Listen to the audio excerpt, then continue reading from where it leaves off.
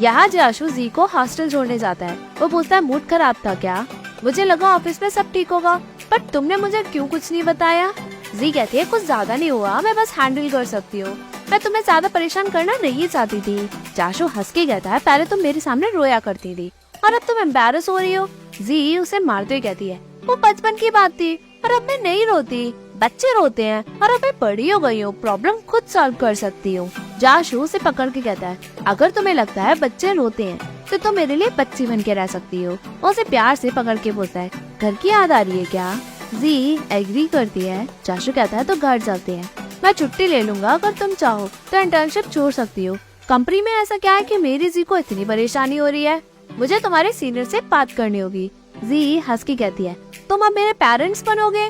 जाशु agree करके कहता है मैं ज्यादा लालची हूँ ना, या फिर मैं तुम्हारे बॉयफ्रेंड से ज्यादा बनना चाहता हूँ जिसपे तुम डिपेंड कर सको, बताओ। वो उसके माथे पे किस करता है।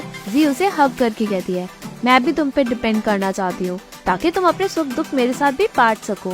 जाशु एग्री करके कहता है तो हम दोनों एक दूसरे पे डिपेंड करेंगे, पर तुम बताओ तो कि ऑफिस में हुआ क्या? जी गले लगती है और कुछ भी नहीं कहती। जाशु कहता है मुझे पता है कि तुम यिंग से मिली, डोंट वरी, मैंने उसे वार्न कर दिया है, वो अब तुम्हें हैरेस नहीं करेगी। जी मुझे फर्क पड़ेगा, अगर तुम परेशानी में हो या फिर यिंग तुम्हारे पास आए, तुम्हें सब कुछ संभालने की कोई जरूरत नहीं है। प्रॉमिस करो आगे से कुछ भी होगा तो मुझे सब बताओगी। जी एग्री करके कहती है मैंने यिंग की बातें इसलिए नहीं बताई क्योंकि मुझे लगा कि मैं उसे हैंडल कर लूंगी, बट मेरी चिंता मत करो, वो मुझे परेशान नहीं कर सकती, मैं खुद को प्रोटेक्ट के साथ तुम्हें भी प्रोटेक्ट कर सकती हूँ। जाशु हंस के कहता है मेरी जीजी अब वाकई में बड़ी हो गई है। जी जाशु के गले लगती है। हॉस्टल में जी के पास यान का रेड पैकेट आता है। वो यान से उसकी फ्लाइट की पूछती है ताकि वो उसे सी ऑफ कर सके। यान मना कर देता है और उसे जाशु से दूरी बनाने को कहता है।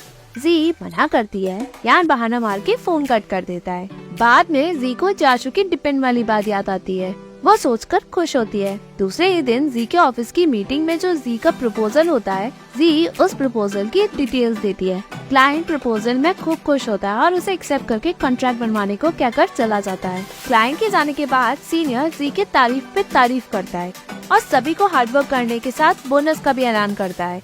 यहाँ एम्प्लॉय जी और वान की इंटर्नशिप के एंडिंग की बात करके उन्हें ट्रीट देने की बात करता है। जी वीकेंड में जाने के लिए मना कर देती है। वान पूछता है तुम डेट कर रही हो क्या? जी उसे छेड़ने के लिए मना करती है। जी एक जगह पहुँच के कहती है मैं पहुँच गई, तुम कहाँ हो? उसे सामने जाशु दिखाई देता है। बाद में जाशु उसे फ्लैट के अंदर ले जाकर पूरा फ्लैट दिखाता है। जी पूछती है क्या हम एक साथ यहाँ रहेंगे? जाशु कहता है नहीं, मैं तुम्हें वो जगह देना चाहता हूँ जहाँ तुम पढ़ने के बाद रेस्ट कर सको। जी खुश होकर पूछती है ये कितना महंगा है? अगर ज्यादा महंगा है तो इसे रेंट पे लेने की कोई जरूरत नहीं है। जाशु कहता है तुम्हें लगता है मैं इसे अफोर्ड नहीं कर सकता? जी मना करके कहती है मैं तुम्हारे पैसे वेस्ट कराना नहीं चाहती थी। जाशु कहता है मैं अफोर्ड कर सकता हूँ और ये फ्लैट मैंने इसलिए लिया क्योंकि ये तुम्हारे कैंपस से बहुत पास है। वो उसके हाथ पे घर की चाबी देकर कहता है ये अब हमारा घर है। जी स्माइल करती है।